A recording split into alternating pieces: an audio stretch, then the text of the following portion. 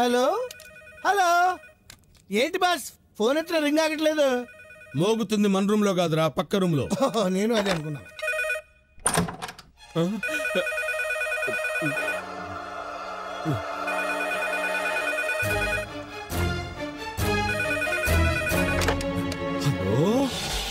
తమ్ముడు బండ్రెడ్డి, పక్క నుండి మాట్లాడుతుంటాను. ఎట్టా ఉండవు? ఏంది పక్కన నాకు ఈ గతి? పులి లెక్క సీమలో దర్జాగా మీసాలు మెలిపెట్టుకుంటూ తిరిగేటోడిని ఇట్లా సముద్రాలన్నీ దాటుకొని వచ్చి పచ్చి లెక్క ఇక్కడ దాక్కోవాలంటే తల తీసేసినట్లు ఉండాలి. దాక్కోపోతే నిజంగానే తల తీసేస్తారు. మన అపోజిషన్ వేటకోవడంతో నిన్ను వేటాడడానికి తెగ తిరిగేస్తున్నారు. అయినా ఇలా అవుట్ ఆఫ్ ఫోకస్ లో దాక్కోవడం మన ఫ్యాక్టరీస్టులు కొత్త ఏం కాదు. నరసింహానాయుడు నుండి సమరసింహారెడ్డి దాకా, ఇంద్రసేనారెడ్డి నుండి ఆదికేశ్వరరెడ్డి దాకా ఇది కామనే. ఈడ ఉండలేకపోతానన్నా మన ఊరు వచ్చేస్తా. ఓర్ని సీమ భక్తి పాడుగాను. సీమ భక్తే పాటిమన్నా అంటే మన వాళ్ళు అందరూ ఉంటారు, ధైర్యం ఉంటాది. ఈడ ఒక్కడిని ఉండలేక భయంతో ఒడుకు పుట్టి సస్సాండా. బండరెడ్డి, మన ఫ్యాక్టరీ పక్కలో బాంబులు పడినా సరే బెదరకూడదు. అయ్యో బాబోయ్, ఏమైందన్నా? ఏం లేదు. మన స్టాఫ్ అంతా అలర్ట్ గా ఉన్నారో లేదో అని చిన్న టెస్ట్ చేశాను. బాగా అలర్ట్ గా ఉన్నారు. నువ్వేం గాబరా పడకుండా హ్యాపీగా రెస్ట్ తీసుకో. ఇంకా ఎన్నాళ్ళన్నా? అమ్మీ తోడు 6 రోజుల్లో అన్ని లేపేస్తా. కత్తులతో కాదు, చంపించేస్తా. అదెట్లా? నేను ఇక్కడ 2 మానవ బాంబులను రెడీ చేయిస్తున్నాను. వాళ్ళ చేత ఫుల్ గా తినిపించి మన అపోజిషన్ వాళ్ళ మధ్యగా పంపించి 2 గ్యాస్ బాంబులు వేయించేస్తాను. ఆ వాసనకి మన అపోజిషన్ వాళ్ళు మాడి మసైపోతారు. మీరేంట్రా మీరు ముక్కులు మూసుకున్నారు? అది నేను వదిలిన గ్యాస్. గ్యాస్ ఎవరిదైనా కంపు కామనే కదన్నా. రైటే అన్నట్టు తమ్ముడు, వాళ్ళు ఎక్కడికి వచ్చినా రావచ్చు. ఎవరిని నమ్మొద్దు. అందరినీ ఒక కంట కనిపెట్టుండు. జాగ్రత్త.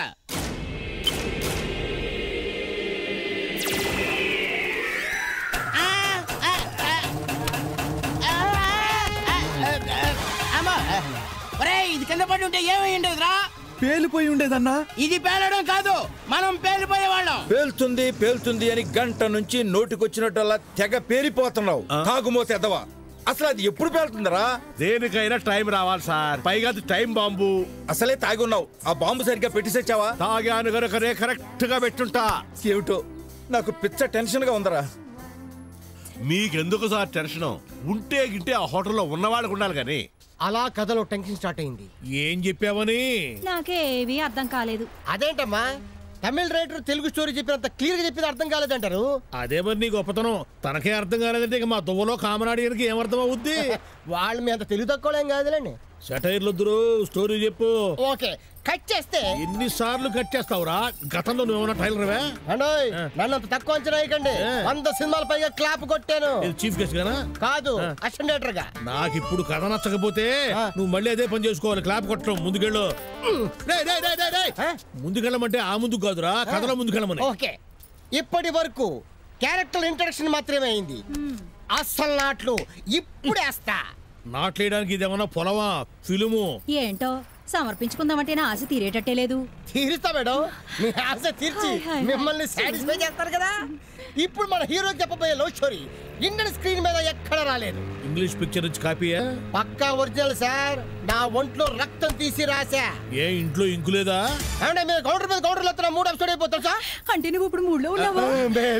బాబు అరంకార్, అందుకు నేను ఒకటి ఇక్కడ ఉన్నానన్న సంగతి మర్చిపోతున్నావు. కంట్రోల్ చేసుకుని కథలోకి వెళ్ళు. ఓకే, ఇప్పుడు హీరో మూడిగా ఉన్నాడు. ఓహో, తీక్షణంగా ఆలోచిస్తున్నాడు. అతని ఫేస్ మీదకి స్టడీ క్యామ్ వెళ్ళింది. హీరో మెల్లగా గతంలోకి జారుకున్నాడు.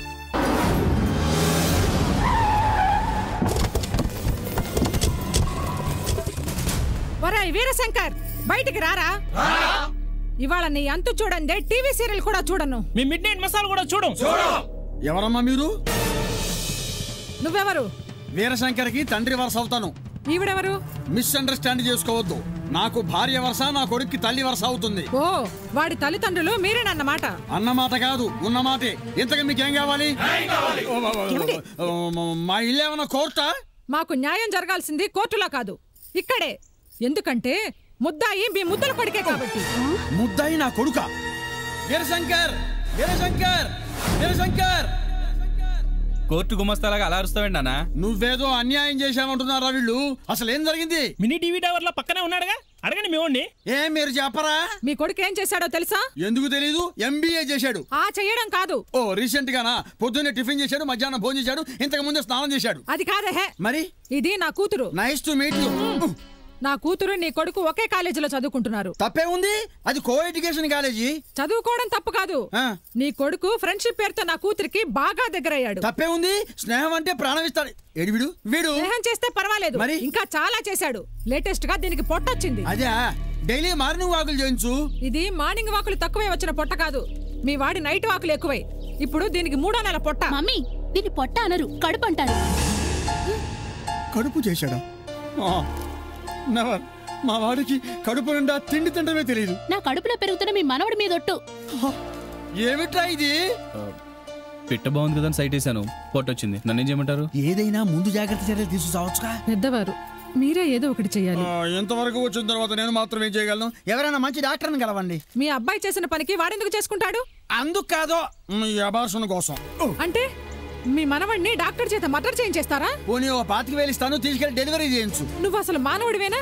నీ మనవడికి ఎక్స్గ్రేషియా కింద 25,000 ఇస్తానంటావా? ఎక్కువ? పోనీ 10 తీసుకో. మీరు ఆగండి, ఇది డబ్బుతో తీరే సమస్య కాదు. చెక్కు బెటర్ అంటావా? చెప్తా, ఏది బెటర్. చెప్తానని లోపలికి వెళ్తున్నాంటి మమ్మీ. దొడ్డిదారిన పారిపోతుందేమో.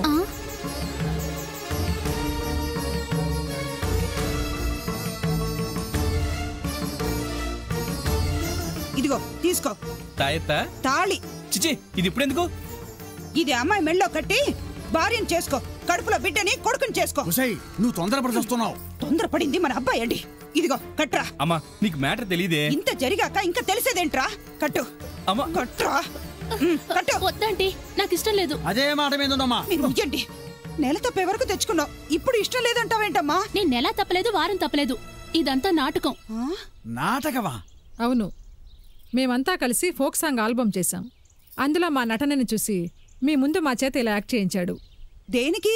పెళ్లి కోసం ఇలా నాటకాలు ఆడిస్తావా? రిహార్సల్స్ కే ఇంత రెచ్చిపోతున్నావు, రియల్ గా చేస్తే నీ పరువు ఇంకెంత దిగజారిపోయేది. ఏంట్రా నువ్వు అనేది? ఏంటంటే కాలేజీకి వెళ్తే లవ్ లెటర్స్, సెల్ ఫోన్ నొక్కితే రొమాంటిక్ మెసేజ్లు, కంప్యూటర్ ఆన్ చేస్తే రెచ్చగొట్టే చాటింగ్లు, పిజ్జాలు బర్గర్లు తింటున్న బాడీ ఎక్కడ చచ్చేది? ఎంత మడికట్టుకు ముడుచుకున్నా వయసులో ఉన్న కుర్రాన్ని. పైగా 6 అడుగుల అందగాడివి. మరే వదులుతుందా ఈ సమాజం? నిన్నగాక మొన్న ఐమాక్స్ సినిమాకి వెళ్ళి మధ్యలోనే వచ్చేసా. ఏ పిక్చర్ బోర్ కొట్టిందా? కాదు, అటొక్కతి ఇటొక్కతి వచ్చి పక్కన కూర్చున్నారు. నాకు ఫోన్ చేయొచ్చుగా కూర్చొని. ఒకటి కాలు తొక్కింది, ఇంకొకటి చెయ్యి నొక్కింది. ఎక్కడ టెంప్ట్ అయిపోతానో, ఎప్పుడు కమిట్ అయిపోతానో అని సినిమా చూడకుండా లేచి వచ్చేసా. బయటకు వచ్చి బైక్ తీస్తుంటే లిఫ్ట్ ప్లీజ్ అంటూ ఇంకొకటి వయ్యారంగా వచ్చి నిల్చుంది. పుసుక్కున కాలు జారిపోతే నీకెక్కడ బ్యాడ్ నేమ్ వచ్చేస్తుందని భయపడి చస్తున్నా. చాలే ఆపరా. ఆపను. నేను ఇప్పటి వరకు చెప్పింది నాణానికి ఒక్కవైపు మాత్రమే. రెండో వైపు ఏముంది? అమ్ముంది. నన్ను ఎంతో కష్టపడి 9 మాసాలు మోసింది. ఏం కాదు, 8 మాసాలే. నువ్వే కాస్త కకృతిపడి 1 నెల ముందే పుట్టేశావు. పోనీ 8 నెలలు మోసి కని, తినడానికి ఫారెక్స్, తాగడానికి హార్లిక్స్, స్నానానికి లక్స్, చదువుకోవడానికి బుక్స్, ఇలా 24 ఏళ్లుగా నా కోసం రోజుకి 24 గంటలు కష్టపడుతున్న తల్లి కోసం నేనేం చేశాను?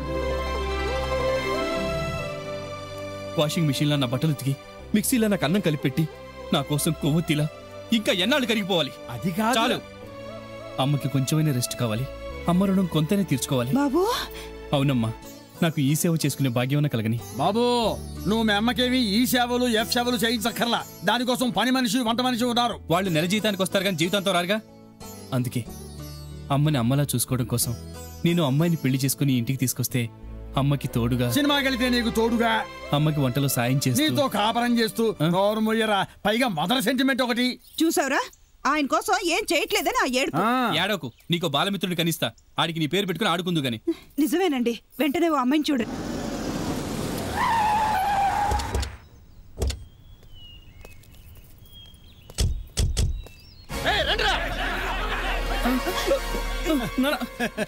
కంగారు పడకు, నీకు పిల్లనిచ్చే మామగారు సీమసింహం, ఈ ఏరియాలో ఫేమస్ ఫ్యాక్షనిస్టు.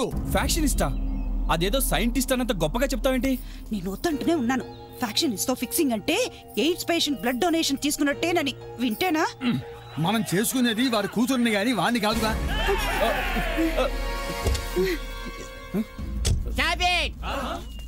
వెధవల్లారా. పెళ్లి చూపులకు వస్తే తిడుతున్నాడేంటి? మిమ్మల్ని కాదు, మా తెల్ల పంచల్ని. రేయ్, అయ్యా. వీళ్ళు మన విరోధులు కాదురా, మన హేమమాలిని చూసుకోవడానికి వచ్చినాడు. మీరు కావాలని తర్వాత మా వాడి పేరు ధర్మేంద్ర అని మార్చేస్తారండి. అలాగే మీరు నన్ను క్షమించాలి. అయ్యో, ఎందుకంటే మా వాళ్ళకి అందరిని అనుమానించడం అలవాటు. It's okay. లోపలికి రండి. పదండి. రండి, అలా కూర్చోండి. అలాగే అలాగే. బిడ్డ బాగున్నాడు. నా పోలిక రాలేదండి, అందుకే బాగున్నాడు. హలో, 2 బాంబులు వేసి లేపేయండి. ఎవరిని? మిమ్మల్ని కాదు, మిమ్మల్ని కాదు. ఏమైనా పీసెస్ అక్కడక్కడ మిగిలితే పార్సల్ చేసి శ్రీనివాసరెడ్డి పంపించేయండి. ఏవో మా ఫ్యాక్షన్ కూడా వాళ్ళండి, మీరేం పట్టించుకోకండి. అన్నట్టే ఇది మా ఇంటిది. లాల్ సలాం కామ్రేడ్స్. మీరేం కంగారు పడకండి. ఈవిడ మాజీ నక్సలైట్ నల్లక్క. 25 ఏళ్ల క్రితం జైల్లో పరిచయం అయింది. మందు పాత్రలు పేల్చడంలో పెద్ద ఎక్స్పర్ట్. బాంబులు ఇసిరి పారిపోవడంలో నేను ఎక్స్పర్ట్. హార్ట్ టు హార్ట్ కలిసింది, అందుకే పెళ్లి చేసుకున్నాం. కూర్చో కూర్చో. డాడీ, వీళ్ళే ఇలా ఉన్నారంటే వీళ్ళ కూతురు ఎలా ఉంటుందో ఊహించుకోవచ్చు. ఈ దిక్కుమాల సంబంధం మనకొద్దు కానీ పోతాం పదా. ఇదేమన్నా సినిమా అనుకున్నావా? నీకు నచ్చకపోతే మధ్యలో లేచి వెళ్ళిపోవటానికి? మీ మామగారు అసలు యమకింకరుడు. తేడా వస్తే లేపేస్తాడు. అయినా నీకు వాడి ఫేస్ లో ఫ్యాక్షనిస్ట్ కనబడుతున్నాడా? నాకు ఏటీఎం మిషన్ కనబడుతుంది. అదేంటి? అవునరా, వీడు కోటీశ్వరుడు. వేరే అక్రమ సంతానం కూడా ఏమీ లేదట. ఎంక్వైరీ చేశా. పైగా ఫ్యాక్షనిస్టు ప్రాణాలకు గ్యారంటీ ఉండదు. ఏదో మూమెంట్లో గుటుక్కుమంటాడు. అప్పుడు వాడి ఆస్తి మొత్తానికి కూడా వారసుడు నువ్వే. అది కదా డాడీ. ఏంటంటాడు బిడ్డ? అబ్బే, ఎలక పందికొక్కలాగా చిచి చిలక గోనికలాగా మీరు ఇంత అందంగా ఉన్నారే, ఇక పిల్ల ఎంత అందంగా ఉంటుందో చూసేద్దామని తెగ ఆరాట పడిపోతున్నాడు. చూపించేస్తాం. ఒసే పద్మక్క, ఆర్తే, అమ్మాయిని లేపురండి. లేపుకురండి అంటుందేంటి? కొంపదీసి చంపేసి డెడ్ బాడీని తీసుకొస్తారా? చచ్చా, లేపుకు రండి అంటే అవిటిదా? నీకన్నీ డౌట్లే. గ్లామర్ కోసం నిద్రపోయి ఉంటుంది, లేపి తీసుకురండి అని చెబుతుంది అంతే.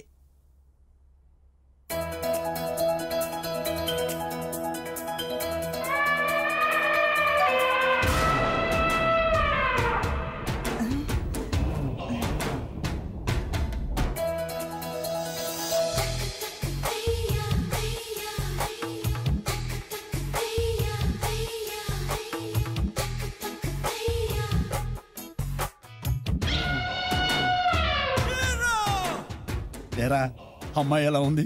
సూపర్ గా ఉంది. నిజంగానా? నీ మీదొట్టు. ఓకే. ఆ అమ్మాయి నచ్చిందా నీకు? పిచ్చ పిచ్చగా.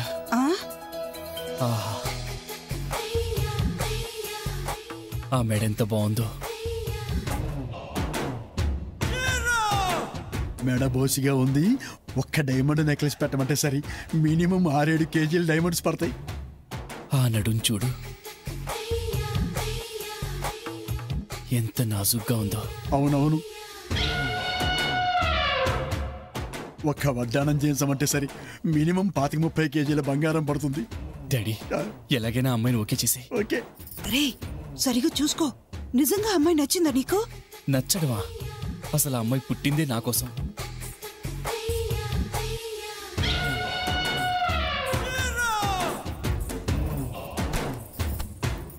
బావగారు, మీ అమ్మాయి మాకు బాగా నచ్చేసిందండి. అయితే ఆలస్యం దేనికి? వెంటనే బాంబులేసి.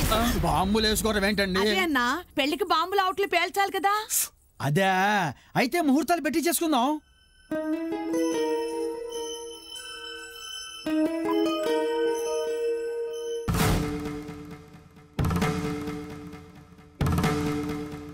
ఏంటండి ఇది కింద? గమనిక, గిఫ్ట్లు మర్చిపోవద్దు, కుటుంబ సమేతంగా రావద్దు. అదే అసహ్యంగా ఏంటని. లేకపోతే చేతులు ఊపుకుంటూ మందలుగా కొంపకు వచ్చేస్తా. అదిగో వాడు వచ్చేసాడు. అది నానా. ఏం డాడీ? ఇదిగో వెడ్డింగ్ కార్డ్స్ 2 ఓకే చేసాము. నువ్వేదో ఒకటి ఓకే చేస్తే ఆర్డర్ చేయొచ్చు. ఈ ప్రింటింగ్ ప్రెస్ వాళ్ళు అక్షరాలనే కాదు, ఫోటోలు కూడా మార్చేస్తున్నారా? ఏమైంది? నా ఫోటో పక్కన వేరే అమ్మాయి ఫోటో ప్రింట్ చేశారు. వేరే అమ్మాయి వేరే అమ్మాయి ఏమిట్రా? ఈ పిల్లగా నీ కాబోయే పెళ్ళం? చిచి, ఈ బండది నా పెళ్ళమేంటి? బండదంటే ఒక్కతే కూతురు కదా, కాస్త ముద్దుగా పెంచారు. ముద్దుగా పెంచారా బొద్దుగా పెంచారా నాకు అనవసరం. నేను ఓకే చేసింది ఈ అమ్మాయిని కాదు. మరి మెడ సన్నగా, నడు నాజుగ్గా, లంగా ఓణి వేసుకునుందే ఆ పిల్ల పక్కింటి వాళ్ళ పిల్లరా? పక్కింటోళ్ళ పిల్ల, వెనకింటోళ్ళ పిల్ల. నేను ఆ అమ్మాయినే చూశాను. ఈ అమ్మాయి అసలు నాకు కనిపించనే లేదు. రోడ్ రోలర్ అంత ఉంది, కనిపించలేదా? నేను అనుకుంటూనే ఉన్నాను ఏదో పొరపాటు జరిగి ఉంటుందని. ఏమండి, వెళ్ళి వాళ్ళకి సారీ చెప్పేసి రండి. సో సారీ అని నా నోట్లో కడప బాంబు కుక్కి లేపేస్తాడా పక్కన? లేపేస్తే లేచిపో.